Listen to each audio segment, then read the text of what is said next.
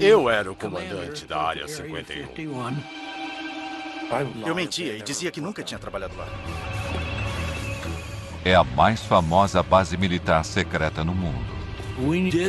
Nós aceitávamos estas condições. Mantenha a boca fechada. Sua vida e outras vidas dependem disso. Agora, os homens que trabalhavam na Área 51 contam suas histórias pela primeira vez.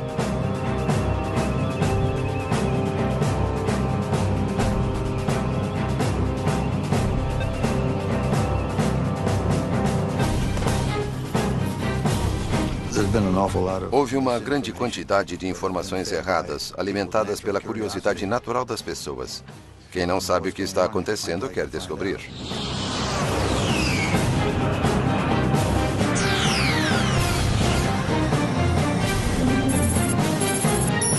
Os mistérios da Área 51.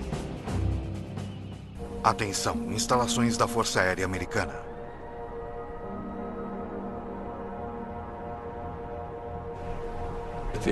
A CIA nunca admitiu e nunca irá admitir que existiu uma Área 51. Ponto final. Criada pela CIA em 1955 para desenvolver e testar os projetos militares mais secretos dos Estados Unidos, a Área 51 recebeu o nome de uma coordenada em um mapa. Embora oficialmente ela não exista, imagens atuais de satélite do deserto de Nevada mostram 7 pistas e mais de 25 hangares. Envolta em segredos, o acesso sempre foi muito restrito. Mas, finalmente, os primeiros programas que deram início a tudo estão sendo liberados e lembranças podem ser trazidas à luz.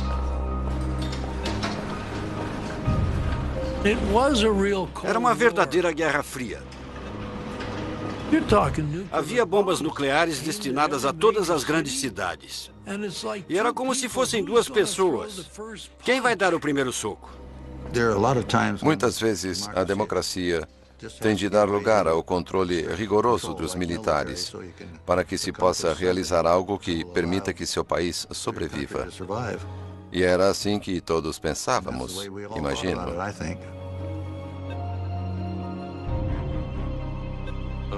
Quando tínhamos uma reunião, lápis e papel não eram permitidos. Os pilotos não podiam conversar entre eles.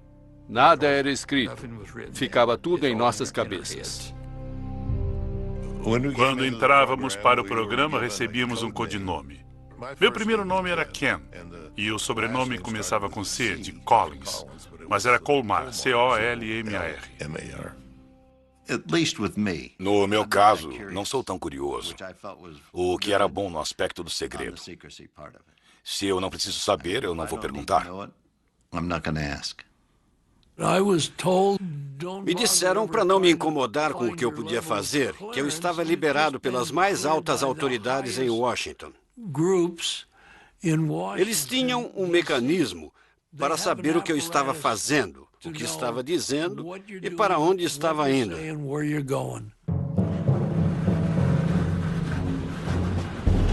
A base foi construída em torno de um lago seco conhecido como Lago Groom.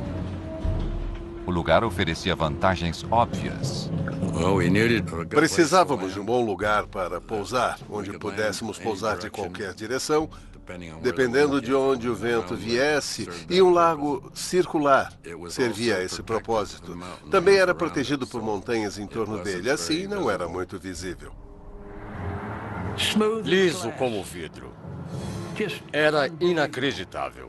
Eu podia ir de carro na velocidade máxima e não sentia nenhum solavanco. Era fantástico. O Lago Groom era muito amplo. Havia vários trailers nos quais vivíamos. E havia um prédio comum onde comíamos. Não tínhamos TV nem rádio. Eu não tinha nenhuma mulher. Houve uma mulher que cuidava das finanças da companhia e foi lá e passou uma noite. Foi a única de que ouvi falar.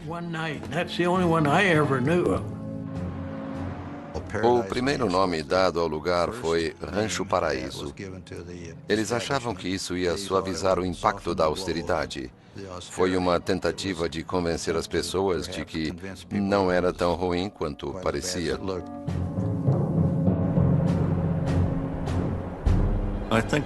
O encanto da Área 51 é que apenas tinha um trabalho a fazer. E que não fosse necessário, não ia para lá. Não ia querer ir para lá. Porque não era grande local de férias. Era um trabalho muito duro. A CIA precisava de um certo tipo de homem para trabalhar na Área 51. Optávamos por ser guerreiros silenciosos. As seletivas de segurança eliminavam as pessoas que gostavam de se exibir. Eu tinha recebido minha primeira credencial de segurança. E fui ao cinema, enquanto minha esposa foi fazer compras com minha mãe. Estava no meio do filme quando entrou uma mulher, uma jovem da minha idade. E no meio do filme, ela me perguntou se eu morava em Las Vegas, há quanto tempo morava em Las Vegas e o que eu fazia. Ela não gostou das respostas. Em meia hora, ela se levantou e saiu. Muitas vezes eu me pergunto há quanto tempo ela estava me seguindo, se estava me seguindo ou se era apenas uma das garotas de Las Vegas, à procura de um cliente. Nunca vou saber.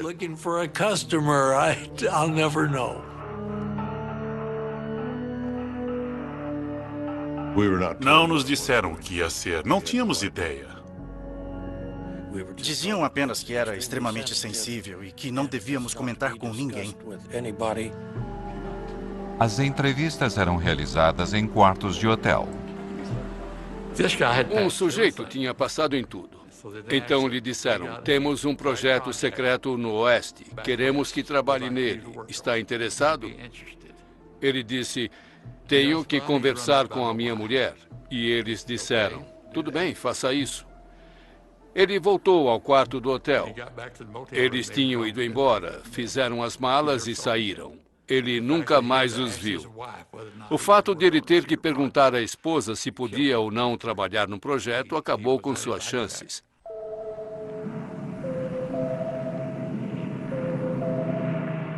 A Área 51 foi criada para um projeto ultra-secreto chamado Aquatone.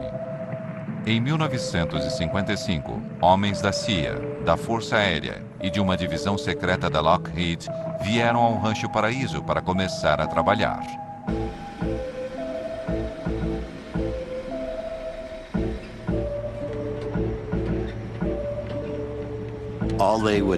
Todos nos perguntavam, você vai realmente ser voluntário para ser uma cobaia?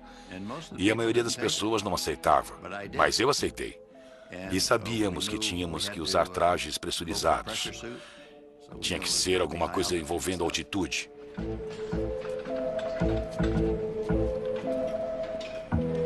O sangue ferve acima de 15 mil metros sem pressurização. Então, se você perder a pressurização acima dessa altitude, o traje salva sua vida.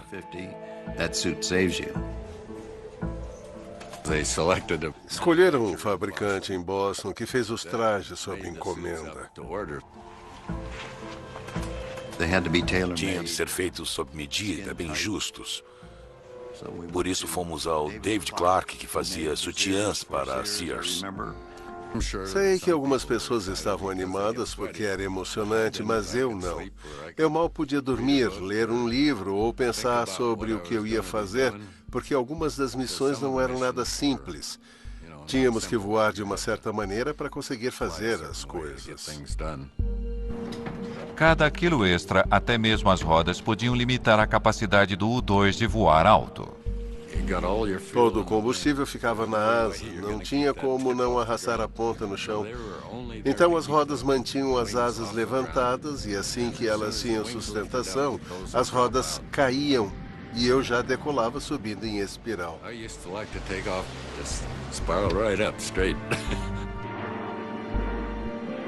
O governo dizia que o U-2 estava sendo usado para pesquisas climáticas. Essa era a nossa desculpa, um esquadrão de reconhecimento climático. Se não é um avião convencional, então o que será? O U-2 voava 3 vezes mais alto que aviões regulares e às vezes era visto por civis. Eu não tenho certeza, mas acho que vi o reflexo do sol numa janela de observação ou algum tipo de escotilha. Em meados da década de 1950, quando o interesse pela Guerra Fria e pelos OVNIs estavam no auge, Eu acho que era do espaço, mas amigável. o avião prateado às vezes criava confusões. Era pura liga de alumínio e parecíamos uma estrela brilhante lá em cima. Os pilotos eram orientados a negar tudo, até mesmo para os controladores de voo. Havia relatos de coisas voando bem alto. Eles podiam até ligar, mas não recebiam nenhuma informação, só desculpas. Sobrevoei a fronteira canadense. Um controlador de voo questionou a minha altitude. Ele foi bastante preciso, mas eu disse, não precisa calibrar seu equipamento. Não estou a essa altitude. Em 1957, voos secretos de U-2 eram a fonte de metade de todos os relatos de avistamentos de OVNIs, mas eles não eram nada, comparado ao que viria. Voltaremos a seguir com Semana Especial.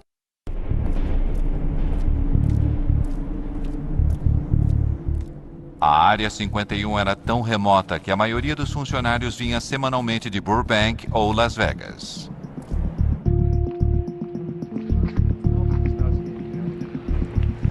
Minha família ainda estava dormindo quando eu acordava. Na segunda de manhã eu tinha que sair cedo para pegar o avião, que geralmente partia às 8 horas. Nunca sabíamos como seríamos levados até lá. Brincávamos dizendo que numa semana voávamos com bombas e na semana seguinte com galinhas. Não sabíamos o que estava no compartimento de carga do avião.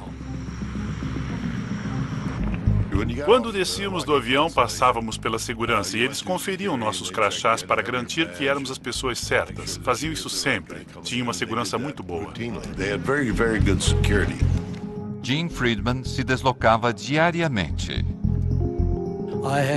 Eu tinha 3 filhos. E na escola sempre se pergunta, o que seu pai faz? Eu dizia que consertava televisores. E a minha esposa ficava tão ocupada na criação dos filhos, em prepará-los para a escola, que ela não se interessava muito. E ela sabia que eu mexia muito com televisores.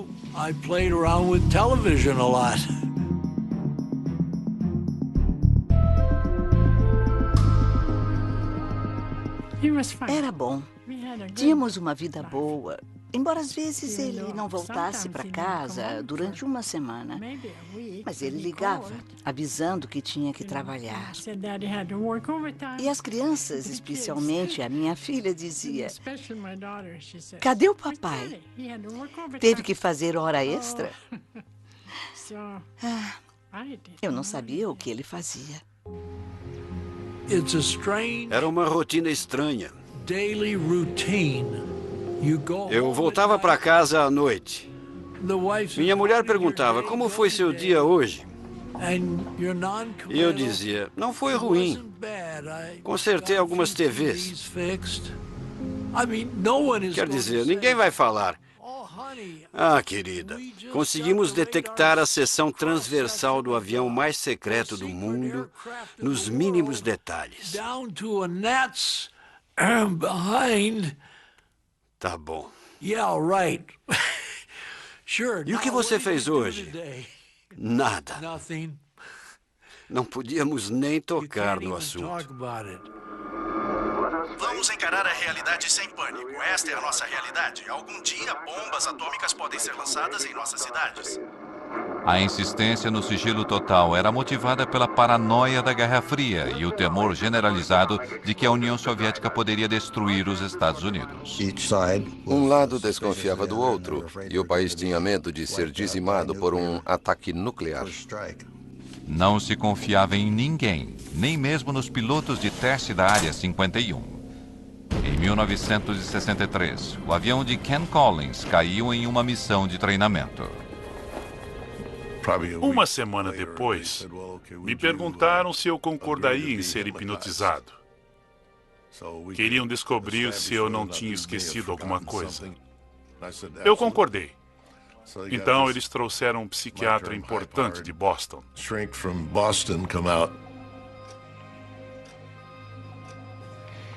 Mas ele não conseguiu me hipnotizar.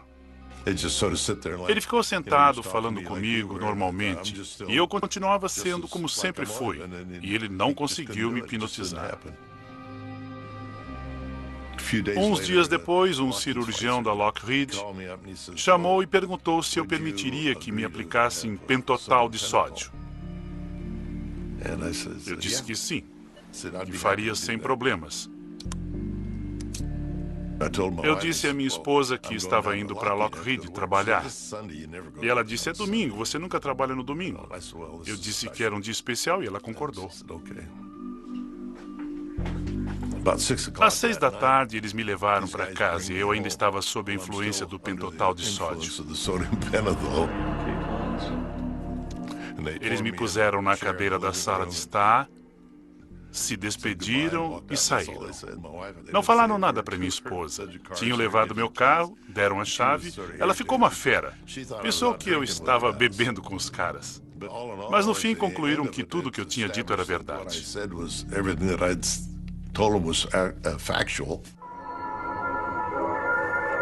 Quando uma bomba assim explode perto do solo, dezenas de milhares de toneladas de... O governo corria para desenvolver armas cada vez mais potentes e decidiu realizar testes nucleares ao lado de sua base secreta, a Área 51. Coloquem os óculos.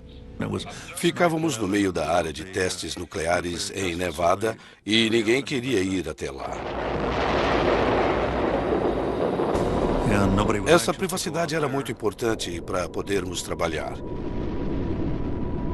E fazíamos tudo com uma boa dose de segredo.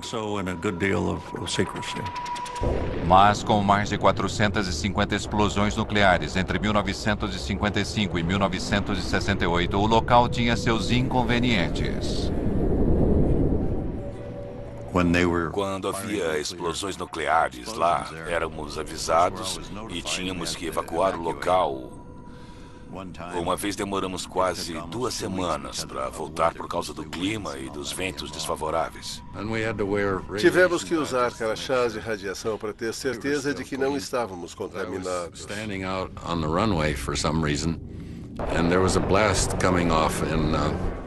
Eu estava na pista de decolagem e houve uma explosão em Yucca Flats. E eu vi ondas no solo vindo na minha direção. O solo subia e descia. Foi uma explosão subterrânea. Era inacreditável ver aqueles círculos no chão.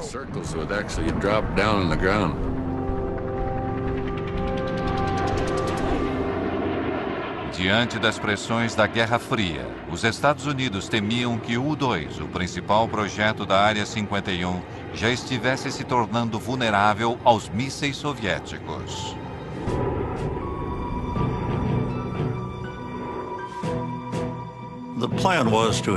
O plano era ter uma aeronave tripulada sucessora do U-2, com menor vulnerabilidade e maior capacidade. Pouquíssimas pessoas na CIA sabiam disso.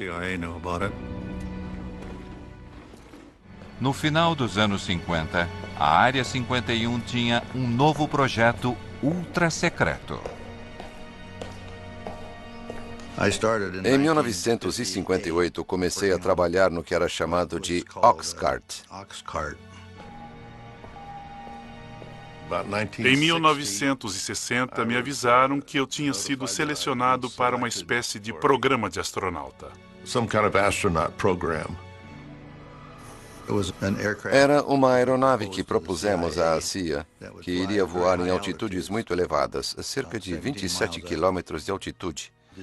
A intenção inicial era voar o mais rápido e o mais alto possível, dificultando ao máximo a detecção de radares. Voávamos tão rápido que, se você estivesse na Califórnia, voando no sentido norte-sul, e fizesse uma curva naquela velocidade e naquela altitude, Não ia continuar no estado da Califórnia. Era tão rápido que você sairia do estado. Durante a Guerra Fria, informações eram tão poderosas quanto armas. O Oxycart deveria ser a grande ferramenta de espionagem americana. O primeiro avião invisível do mundo voaria mais alto e mais rápido que um míssil. Milhares trabalharam no projeto do avião nas instalações da Lockheed em Burbank, na Califórnia.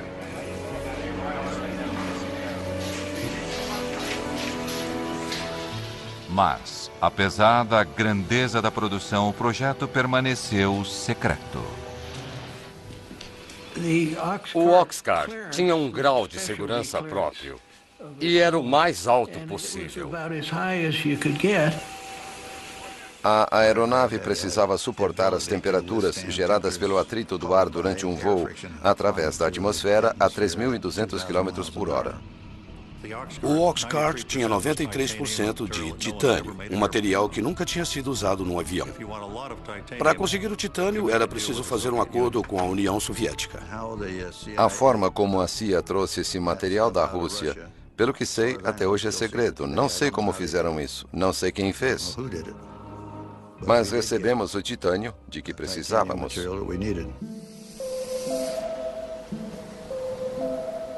Quando o protótipo do Oxcart ficou pronto, o governo precisava levá-lo da linha de produção na Califórnia até a Área 51.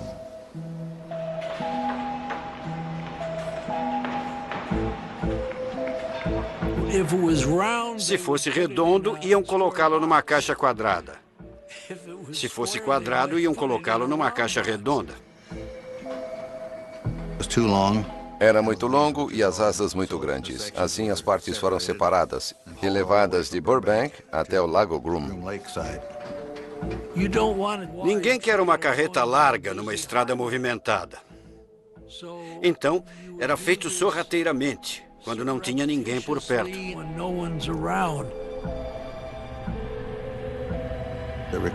Foi preciso ajuda da Polícia Rodoviária da Califórnia, de Nevada, da CIA e de muito mais gente.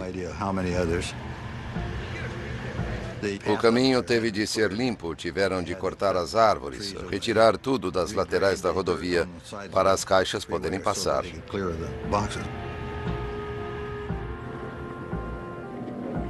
Eles não podiam saber o que estava nas caixas, mas tinham de saber que era uma coisa que tinha de ser protegida e mantida em segredo. Foi uma operação bem grande para levá-lo até o Lago Groom.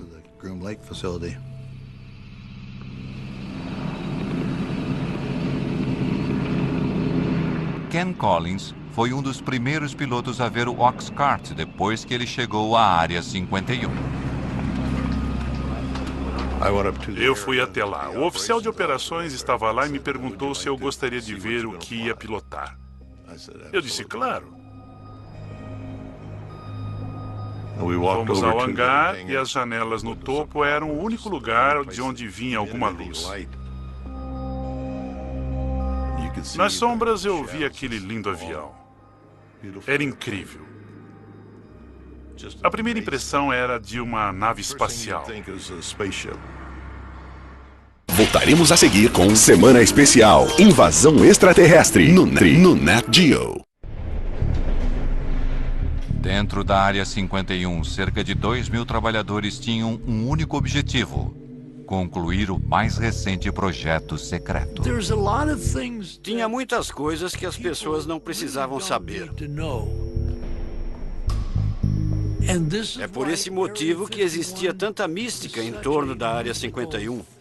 Eles não sabiam o que estava acontecendo.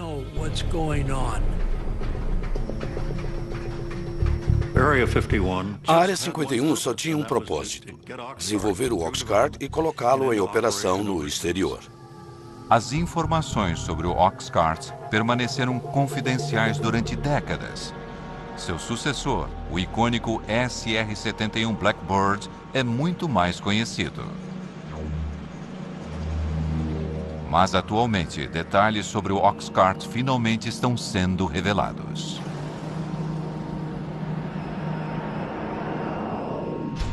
O Oxcart foi o primeiro avião furtivo do mundo, projetado para ser virtualmente invisível aos radares inimigos. Nos testes de que participei, o avião sobrevoava uma estação de radares. A ideia era descobrir se eles podiam voar sem serem detectados. Fui à sala de controle de radares para ver o que acontecia quando a aeronave passava. Eu estava lá e ninguém conseguia ver muita coisa acontecendo. De repente, pareceu que uma escada tinha caído no telhado. Era a onda de choque do avião. Ele não foi visto nos radares. Parecia que estava fazendo o seu trabalho. A aeronave podia ir de uma costa a outra dos Estados Unidos em 70 minutos, mas seu único objetivo era a espionagem. Estas imagens feitas sobre a Coreia do Norte foram liberadas pela CIA e nunca tinham sido divulgadas antes. Elas revelam a capacidade do avião de fotografar objetos no solo, voando a 27 mil metros de altura, numa velocidade de 3.500 km por hora. A câmera estava num avião voando numa velocidade de Mach 3. A resolução era de 12 polegadas, 30 centímetros. Se você pensar num objeto no chão e puser uma grade sobre ele com 30 centímetros de lado, cada um desses quadrados vai ser preto, branco ou cinza. Um objeto com 30 centímetros de comprimento pode ser claramente identificado como um objeto, embora não possamos reconhecer a estrutura interna. Mas se tirarmos a foto de um tanque, ele vai ter 500 pontos e vai identificar o tanque. Mas, no auge da Guerra Fria, os homens da Área 51 não eram os únicos com câmeras potentes.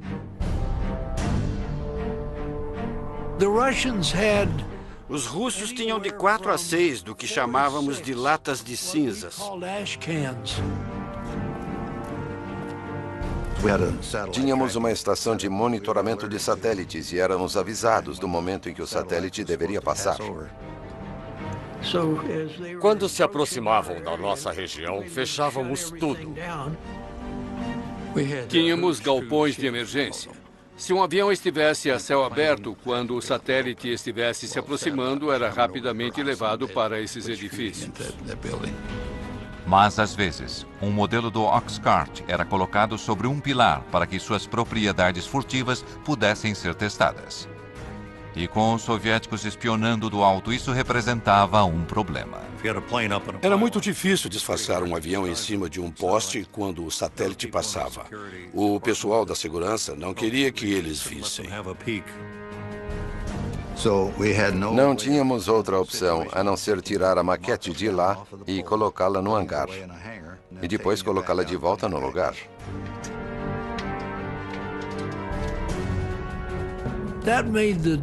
Isso tornava o trabalho muito difícil, muito difícil. Começávamos a trabalhar no avião e depois o levávamos para o hangar. E era um tal de guardar e tirar, guardar e tirar. Era um grande incômodo. Apesar dos esforços para esconder o avião secreto, agentes de inteligência descobriram que a União Soviética tinha um desenho do avião e tinha encontrado uma forma de detectar o Oxcart. Fazíamos a maioria dos testes durante o dia. A radiação do sol aquecia tudo, menos a sombra. Se deixássemos a maquete ali durante meia hora, ela deixaria uma sombra que uma câmera infravermelha conseguiria captar. Assim, os homens da Área 51 passaram a criar aviões falsos para enganar os soviéticos. Sabíamos que o satélite ia passar e desenhávamos o contorno de algum tipo de avião exótico na frente de um dos hangares. A maioria era de papelão. E um pouco antes de o satélite passar, colocávamos um aquecedor na traseira para mostrar um sinal de calor, como se o avião tivesse acabado de pousar. Queríamos que pensassem que tínhamos alguma coisa que eles não tinham. E eles, com certeza, investiram muito tempo e dinheiro tentando descobrir o que era. Em Washington, objetos fantasmagóricos pontuaram as telas dos radares. Engodos criados para proteger o Oxcart alimentaram os rumores sobre a Área 51. Caças passaram várias horas perseguindo os objetos vistos no radar. Realizamos 2.850 missões partindo da Área 51 sem que ninguém soubesse. O avião não existia e, naturalmente, dependendo da luz do sol, era visível e acabava se tornando um avistamento de OVNI. O general Sandford, diretor de inteligência da Força Aérea, confirmou que os objetos não são armas secretas americanas e afirmou que a Força Aérea vai investigar. Isso foi na época em que a Força Aérea conduzia o projeto Blue Book, investigando os avistamentos de OVNIs. Eles começam a investigar e, de repente, encontram uma parede de segurança. Disseram que era uma missão ultra secreta, tinham que inventar uma história e esquecer que aquilo tinha acontecido. Recebemos e analisamos entre 1.000 e 2.000 relatórios. Assim, os pobres coitados do projeto Blue Book tiveram que inventar uma história para explicar os avistamentos. Com todo respeito à Força Aérea, acredito que alguns deles sejam de origem interplanetária. Os controladores de tráfego aéreo tiveram de ser alertados para não relatarem algo se movendo tão rápido no espaço aéreo americano para não alarmar as pessoas. Os pilotos comerciais criavam problemas. Eles viam a aeronave subindo, chegando a 24.000 metros. E os aviões comerciais estavam a 12. E eles entravam em contato com o solo e falavam feito desesperados. Mas eles viam. E os passageiros viam. O FBI ia até o aeroporto em que pousavam e os faziam assinar um documento para não revelar o que tinham acabado de ver. Mas acontecia um desastre na Área 51. A máquina de acobertamento era acionada.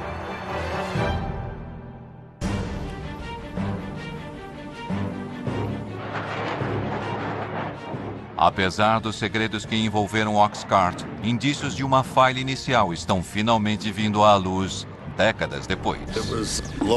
Era um teste subsônico de motores em baixa altitude. Tive problemas para acelerar até Mach 3. Voei para o norte da área, subi para 7.600 metros, virei para o sul e comecei a entrar nas nuvens. Alguma coisa não estava certa. O avião embicou, ficou invertido e entrou em espiral. Não dava para recuperar.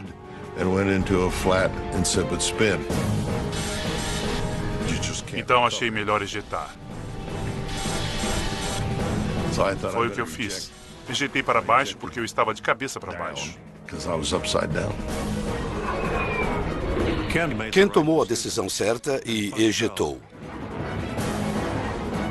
A única coisa que pensei foi que eu odiei ter que abandonar um avião tão bom.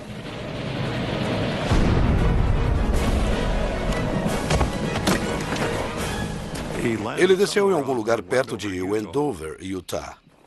Eu pousei, recolhi o paraquedas, porque achei que ia precisar dele. Talvez tivesse que passar a noite ali e ia dormir dentro dele.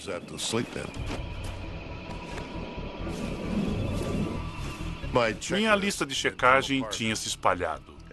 Comecei a recolher algumas das páginas, eram todas confidenciais e tinham o carimbo de secreto. Tudo que eu consegui recolher eu pus no bolso. Passou uma picape no deserto e tinha 3 homens nela. Eu fiquei surpreso em vê-los. Eles disseram para subir, que iam me levar ao avião.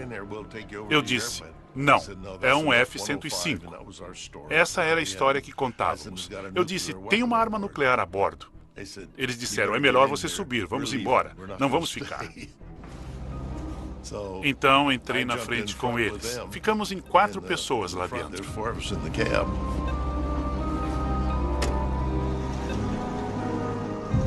Não sei onde eles achavam que estávamos indo. Se a bomba explodisse, estava tão perto que não teria feito qualquer diferença. Depois da história que Collins contou, eles não estavam muito ansiosos para ir até o local da queda.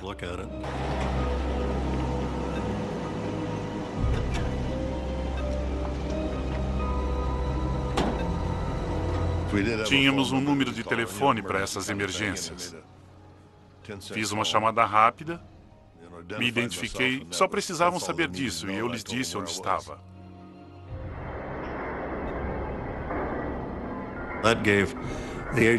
Isso deu à agência 2 dias para recolher tudo e limpar a bagunça. Do contrário, teria sido uma verdadeira festa.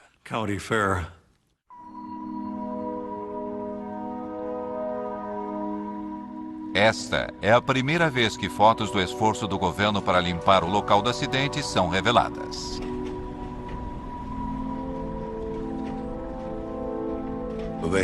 Dois homens do nosso pessoal de sobrevivência, que faziam parte da equipe de segurança, mais tarde voltaram lá a cavalo e vasculharam todo o lugar para ver se alguma coisa confidencial tinha ficado para trás. Em virtude do acobertamento e da localização remota, a limpeza foi boa o bastante para manter o local do acidente em segredo durante décadas. Foi considerado um acidente de F-105. Aviões caem o tempo todo em torno das bases militares. E tudo foi esquecido. 50 anos depois, o historiador aeroespacial Peter Merlin encontrou o local do acidente que o governo tentou apagar da história.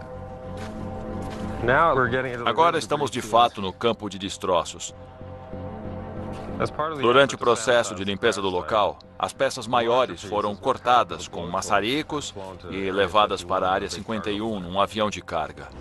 Ele examinou o deserto durante anos, usando informações de documentos liberados. Este memorando secreto foi liberado pela CIA. Ele diz: todos os vestígios de 123 foram retirados do local do acidente. Minha experiência com locais de acidentes diz que sempre resta alguma coisa. Esta peça aqui faz parte da estrutura da asa. O A é de A12, W indica a asa, e 667 era o número do desenho. Isto é do interior da cabine, é o selo de inspeção.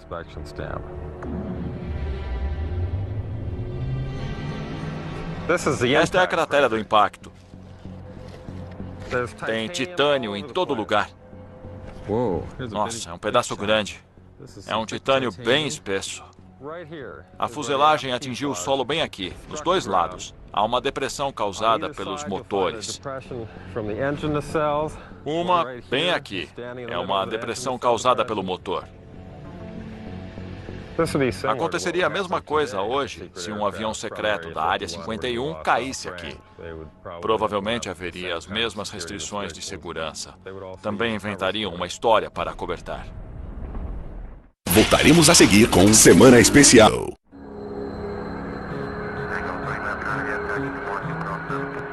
Aeroporto McCarran, Las Vegas. Dias de hoje. Um hangar particular para jatos não identificados. Diariamente, funcionários continuam fazendo a mesma viagem para a Área 51, que ocorre desde os tempos do U-2 e do Oxcart. Esses primeiros programas tornaram a Área 51 um lar permanente para projetos secretos americanos. Se você procurar nos registros, nunca houve um voo sequer no Lago Groom. Nada era o que parecia ser. Voo 963, liberado para decolar. E o mistério continua até hoje. O orçamento militar anual para projetos secretos militares é de 41 bilhões de euros. O nível mais alto na história dos Estados Unidos. Mas nem mesmo aqueles que já sacrificaram tanto pela Área 51 conhecem os segredos. Gostaria de saber o que estão fazendo, mas não sei. Ouvi falar até que a Área 51 serve de acobertamento para uma área muito mais secreta. Eu não sei. Também não posso confirmar isso. Não tenho ideia. Gostaria de saber. O sigilo e os acobertamentos continuam alimentando os rumores. Há muitas situações que as pessoas não podem saber que não são verdadeiras. Por isso existe uma grande quantidade de informações falsas alimentadas pela curiosidade natural das pessoas. Se você não sabe o que está acontecendo, quer descobrir. Muitas vezes, até mesmo a especulação mais absurda contém uma ponta de verdade. Dizem que existem câmaras subterrâneas lá, túneis que vão até Las Vegas. E não existe absolutamente nada disso. Foram realizados testes nucleares subterrâneos porque na superfície espalhariam radioatividade. Mas não há nada na área. Outra coisa que dizem é que obtivemos toda essa velocidade e tecnologia a partir de engenharia reversa feita em naves extraterrestres. É verdade que fizemos engenharia reversa, mas foi num MiG-21 russo capturado em 1968. Nós o desmontamos para ver como os russos tinham feito. E então montamos de novo e voamos com ele.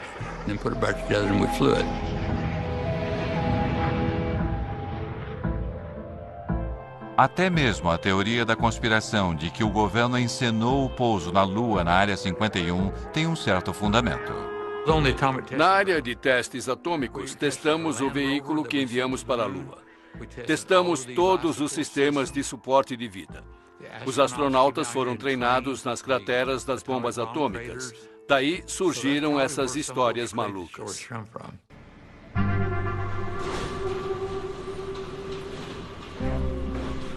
Quando as pessoas se inscreviam para os projetos do Oxcart ou do U-2, sabiam que isso talvez nunca fosse revelado. Basicamente, estavam dizendo: ei, olha, é um segredo de família e estamos dispostos a ir para o túmulo com ele. Foi uma honra muito grande ter um trabalho com tanta confiança depositada em mim, em nome do país.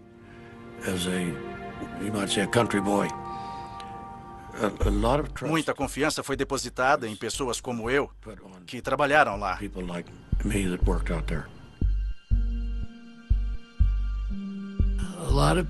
Muitas pessoas dedicaram suas vidas. Algumas famílias se separaram.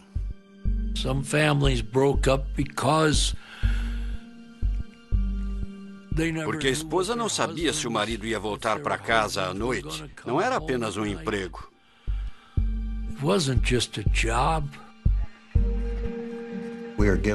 Tínhamos de realizar algumas tarefas. Acreditávamos nisso, fazíamos o melhor possível.